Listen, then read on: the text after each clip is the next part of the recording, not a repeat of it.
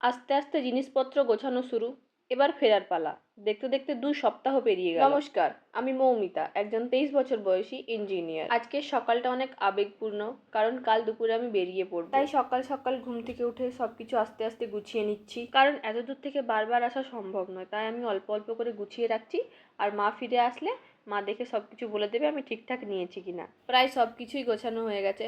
তো সন্ধ্যাবেলায় মা ডিউটি থেকে ফিরে আমি যা যা শুকনো জিনিস পছন্দ করি আর যেগুলো প্রায় অনেক দিনই থাকবে, তো মা সেগুলো বানানোর প্রস্তুতি শুরু করে। নারকেল নাড়ু, শুকনো গুড়ের পিঠা, আচার, কাসন্দি, চাটনি, বড়ি, প্রায় যা যা সম্ভব ছিল মা তাই তাই বানিয়ে দিয়েছে। তারপর আমি, দাদা আর বোন বসে পড়ি এই ছুটির শেষ ম্যাচটা খেলার জন্য।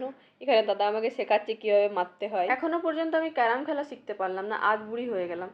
তো যাই হোক, পরপর 4টা ম্যাচ দাদাই জিতেছিল, যেটা ইতিহাস বলে দেয়, কারণ প্রত্যেকবারই ওই জেতে। তাই আমি আর বোন জেতার কোনো আশা রাখি না কোনো ম্যাচেই। ম্যাচ শেষের পর আমি আর দাদা ভুংভাং ইনস্ট্রুমেন্ট বাজাচ্ছিলাম, মানে উল্টো পাল্টা ওয়েতে। তারপরে অল্প জ্যামিং করে দুজনে মিলে, তারপর রাতের খাওয়া শেষ করে আমি, দাদা, মা, বোন, সাথে কিকি, আমরা 4জনে মিলে আগুন জ্বেলে বসে পড়ি, কারণ শীতের রাত্রি আগুন না জ্বাললে হয়। তারপর আর কি, এরপর ঘুমোবো ভাই। তো আজকের ভিডিও এই পর্যন্তই, দেখা হচ্ছে পরের ভিডিওতে। ততক্ষণের জন্য টাটা গাইজ।